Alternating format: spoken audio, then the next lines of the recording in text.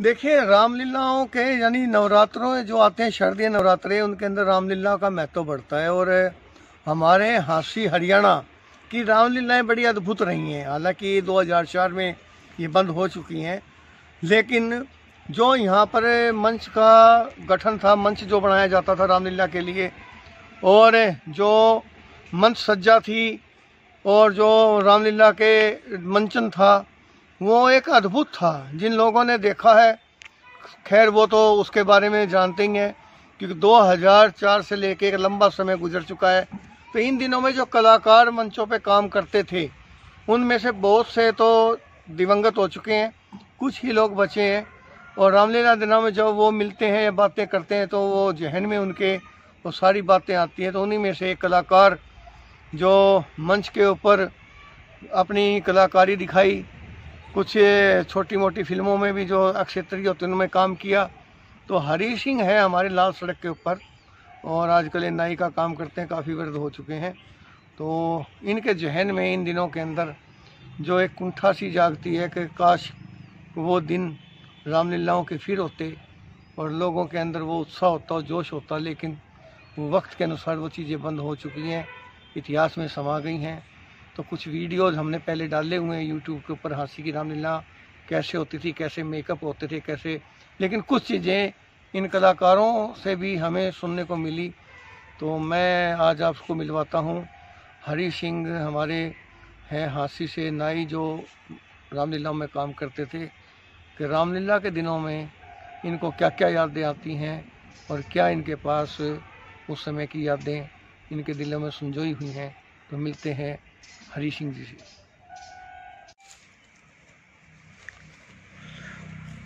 Master जी, एक बात बताओ, ये जो अपने हाँसी की रामलीला है, ये कब से आप देखते आ रहे हो? कितना टाइम था जब आपने हाँसी की रामलीला देखनी शुरू की? हाँसी की रामलीला मैं 8वीं और छठी क्लास मतलब, और ये सन 62 की याद है मुझे, बल्कि जब आपने देखनी शुरू करी। हाँ, तो अच्छा। उस वक्त पंचायती रामलीला होती थी मेले के रूप में। अच्छा।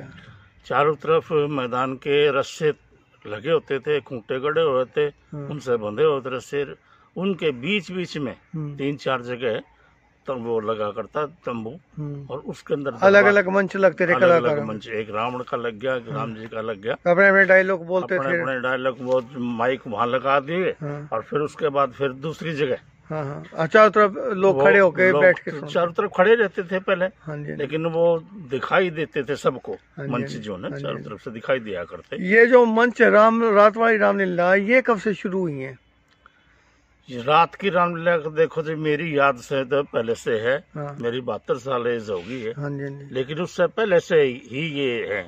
लेकिन इतना याद है, बहादुर चंद की रामलीला ये दड़े के ऊपर उमरा गेट के पास हुआ करती, ऊपर की साइड में। और परली तरफ ये जो है कॉलोनी, राम कॉलोनी है, यहाँ तो गड्ढे थे सारे, और यहाँ किक्कर खड़ी हुआ करती। उसके ऊपर जो ना, वहाँ रामलीला हुआ करती। अच्छा।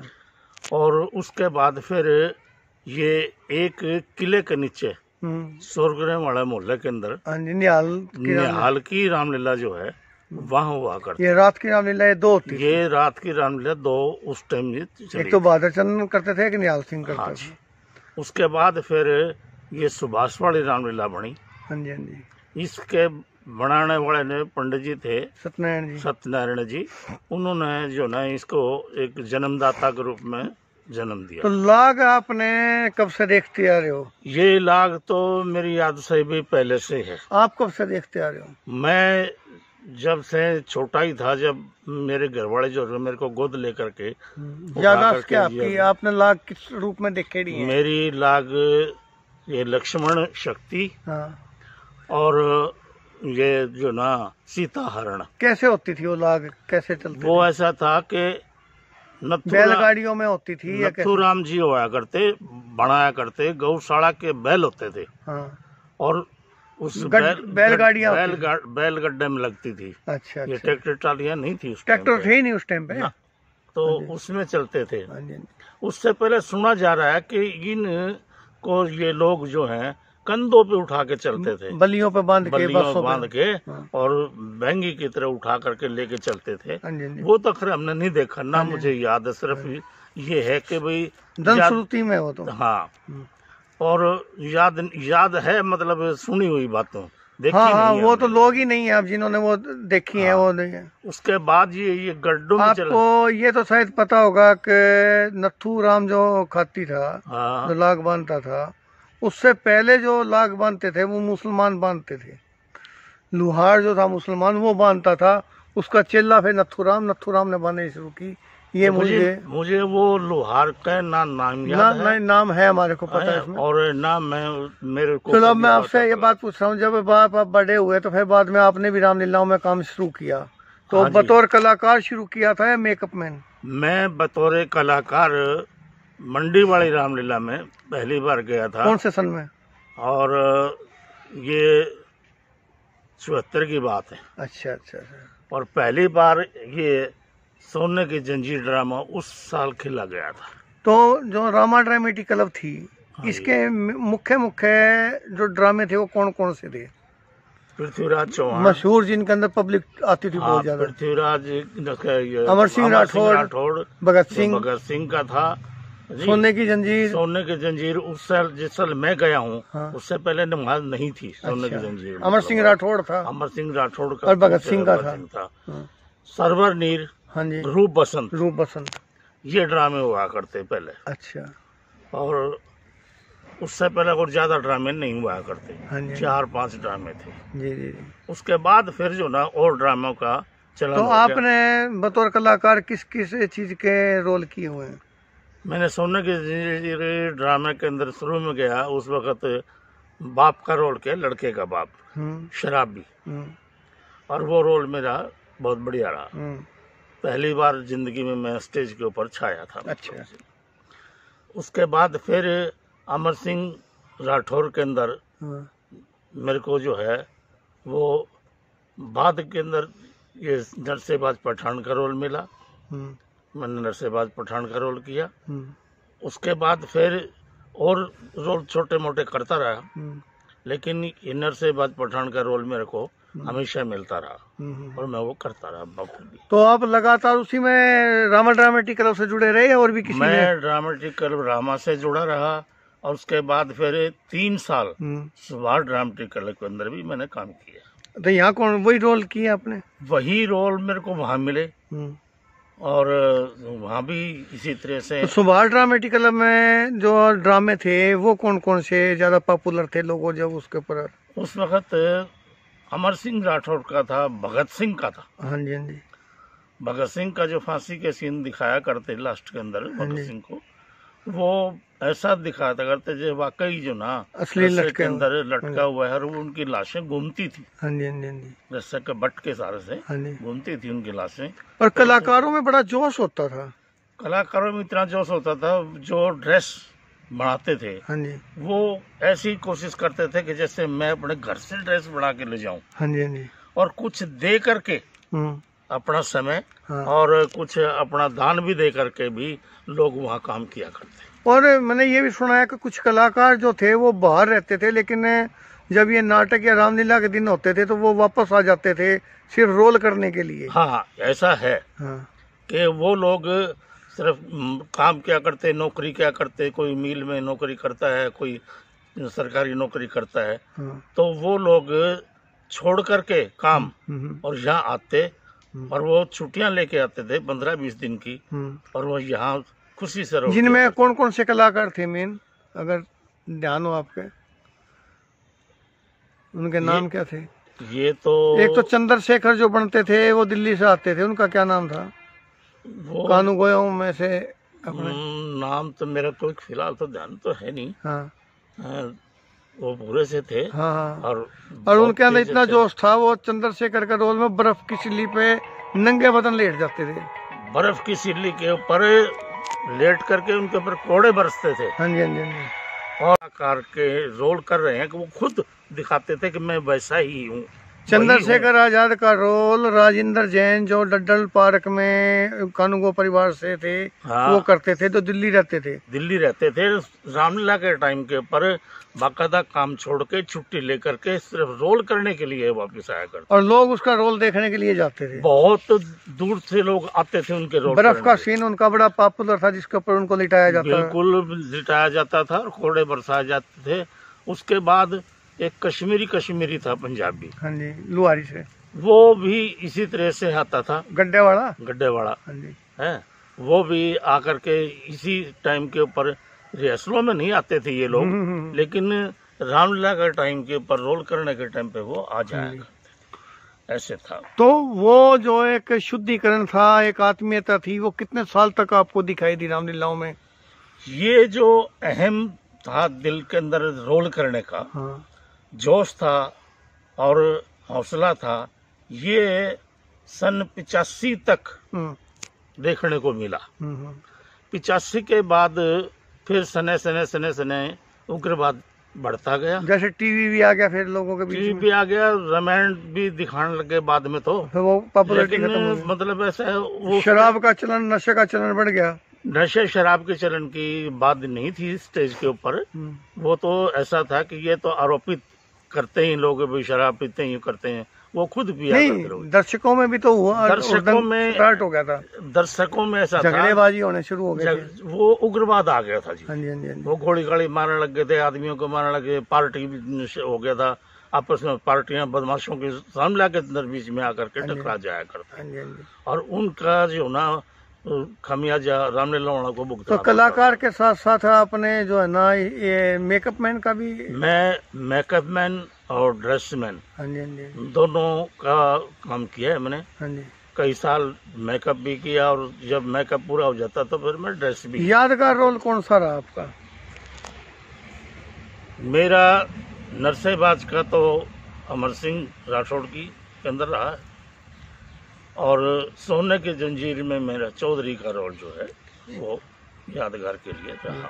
और कलाकार आपकी याद में कौन कौन है जो आप, जैसे अब रामलीला को दिन आते हैं तो एकदम याद आती है, वो कलाकार थे? याद तो उस टाइम के बहुतों के आती है, लेकिन आज वो भगवान की दया से हमारे बीच में नहीं है, बहुत से कलाकार तो नहीं रहे, हाँ, और कलाकार के साथ साथ में जो उनके इकट्ठे करने वाले, चंदा करने वाले, जो उनकी मैनेजिंग बॉडी कह लो, मेंबर कह लो, वो भी आधे से ज्यादा, क्योंकि रामलीलाएं 2004 में बंद हो चुकी हैं, आज से 19 साल तो 16 साल तो रामलीलाएं बंद हो गई। आगे उग्रवाद के आने के बाद वो सब बंद हो गया। हाँ जी, ये खतरा हुआ था पंजाब में जो उग्रवाद आया। हाँ, नहीं वो तो 84 में यहीं आ गया था। आखिरी रामलीलाएं आज थी 2004 में हुई है, उसके बाद रामलीलाएं नहीं हुई। हाँ, पाबंदी लगी, सिंह साहब ने कोई भी मंजूरी उनको नहीं दी रामलीला करने के लिए कि भी हम रामलीला खेल लिए। अफसोस होता है कि हजारों आदमी जब जाते थे देखने के लिए, हमें भी जोश होता था। बड़ी बड़ी यहाँ स्टेज, पक्की स्टेज बनाई गई थी, लोगों के अंदर जोश था रामलीलाओं की, अच्छे यहाँ वो है ना पूरी मंच बनाए गए। पूरी स्टेजों का अगर फोटो आपको नसीब हो जाए, देखने को मिले, तो ऐसा लगता है कि जैसे हम रामलीला काशी में नहीं बल्कि किसी मंच के बड़े थिएटर में देख रहे हैं। हाँ जी, थिएटर के अंदर ऐसी रामलीलाओं के पर्दे और उनकी सजावट, सीनरी बनाया करते। जो हाँसी की रामलीला का जो ढंग था रामलीला करने का, स्टेज का, कलाकारों का, वो और कहीं भी देखने को नहीं मिला। बड़े बड़े शहरों तक में, चाहे हाँ उसके अंदर बहुत ज्यादा प्रदर्शन किया जाता है, दिल्ली में भी है और भी है, लेकिन जो चीज हाँसी की रामलीलाओं में थी वो चीज कहीं नहीं दिखाई दी। ऐसा है, जो हाँसी के जो कलाकार होते थे 3 महीने पहले रामलीला से 3 महीने पहले रिहर्सल शुरू करते थे, और उनको तकरीबन अपना जो रोल था वो याद हो जाता था। अगर कोई भूलता भी था तो प्रोमिट मिलती थी साइड से, और उस प्रोमिट की वजह से एक लाइन अगर मिल गई ना तो वो पूरा का पूरा। तो ये जो ऐसा है, कोई ना कोई डायरेक्टर जरूर होता है किसी न किसी रामलीला का या मंच का। तो आपकी याददाश्त में कुशल और अच्छा डायरेक्टर आपकी याद में कौन रहा है हमारे यहाँ रामलीला में? मंडी सैनिया में तो परसोत्तम शर्मा रहे हैं, जो दिल्ली दरवाजा, ये अपने उमरा दरवाजा रहते थे, गंजे बाग में रहे हैं। और सुभाष ड्रामेटिक क्लब में जो पंडित जी अभी फिलहाल गुजरे हैं सत्यनारायण जी, वो जाकर के बैठ जाते थे और वो जो गाइड करते थे रोल के लिए और बताते थे, चूकता था तो वो खड़े होकर के रोल किया करते, समझाया करते, उसको बैठाते कलाकार को, कहते भी देख ऐसे करना है। सत्यनारायण जी तो मेरे ख्याल से रामा ड्रामेटिक क्लब से भी जुड़े रहे। रामा ड्रामेटिक क्लब से भी जुड़े रहे हैं शुरू में, फिर वो पहले तो सुभाषवाड़ी से जुड़े हैं, फिर वो रामा में भी चले गए हैं जी। और उसके बाद फिर ये जनता ड्रामेटिक क्लब हुई है, वो उसके मेंबरों के साथ में मेंबर भी थे वहाँ। अच्छा अच्छा अच्छा। वो सुभाषवाड़ी के तो बाहर के मास्टर जी कलाकार ऐसे कौन से थे जो अपने शहर के नहीं रहते थे लेकिन वो बाहर से आते थे, चाहे कॉमेडियन है चाहे वो डांस करने वाले, वो कौन कौन से आपको याद आते हैं? ऐसा है जी, पहले तो डांसर आते थे जो न उसका नाम था प्रकाश, तो गायक कलाकार थे। सुंदर गायक था प्रकाश जो ना डांसर था, सुंदर कलाकार जो ना, तो वो गाने वाला राम सिंह के साथ। राम सिंह कॉमेडियन होता था, कॉमेडियन, उनका शरीर टेढ़ा होता था। और वो उस टेढ़ापन का पूरा लाभ उठाया करते और उस टेढ़ापन के एक्शन जो उनके पब्लिक को दिखाया करते। राम सिंह नाम भी था, राम सिंह कुबड़ा के नाम से थे, मेरठ से आया करते वो तीनों के तीनों। उनका लड़का भी आया था एक बार यहाँ, पर उनके पिताजी ने उनको इजाजत नहीं दी। कुछ टाइम, वो काफी टाइम तो उन्होंने सुभाष ड्रामेटिक क्लब की स्टेज पे, और बाद में लास्ट टाइम तक वो रामा ड्रामेटिक क्लब से जुड़े रहे थे। हाँ, ये ठीक है, पहले वो शुरुआत तो उन्होंने वहीं से। और शायद आपको एक बात का और भी पता होगा, जो बॉबी फिल्म का गाना है झूठ बोले कौआ काटे, फिल्म बनने से पहले अगर ये गाना कोई आदमी गाता था तो राम सिंह ही गाता था सुभाष ड्रामेटिक क्लब की स्टेज, राम सिंह और प्रकाश। और ये बात राम सिंह ने बोली हुई है, ये वही गाना है बॉबी फिल्म में जो मैं यहाँ गाता था। बिल्कुल, ये अगर आपको याददाश्त हो तो ऐसा हुआ है यहाँ। हाँ जी हाँ जी। ये गाने के लिए अब जो तथ्य है, पूरा सच्चाई है ये। तो मास्टर जी, अब जो ये बात चल रही है इस वक्त, रामलीला के दिन है, तो क्या आपके मन में कभी आता है वो दौर जो चला गया कभी लौट के आए? ऐसा है मास्टर जी, जब ऐसा समय आता है रामलीला का, तो दिन याद आते हैं। हाँ जी हाँ जी। दिन याद, जब इनकी पुरानी बातें याद आती हैं और हम जो पुराने कलाकार एक दूसरे से मिल जाते हैं तो जिक्र करते हैं, तो जिक्र करे बगैर रह ही नहीं सकते। और उसकी दिली खुशी होती है अब, लेकिन क्या करें, अब वो कलाकार भी कम रह गए, हम भी वृद्ध हो गए और वो कलाकार भी ना के बराबर हो गए, क्योंकि उनके कलाकारों में से भी परमात्मा को प्यारे हो गए काफी लोग। धन्यवाद मास्टर जी, आपने हास्य की रामलीलाओं के बारे में जो जानकारी दी, धन्यवाद। ये अपने जरूर राख बढ़िया राख नहीं, ये आपने भी चक्कर कदे न कदे फेर लगाना है।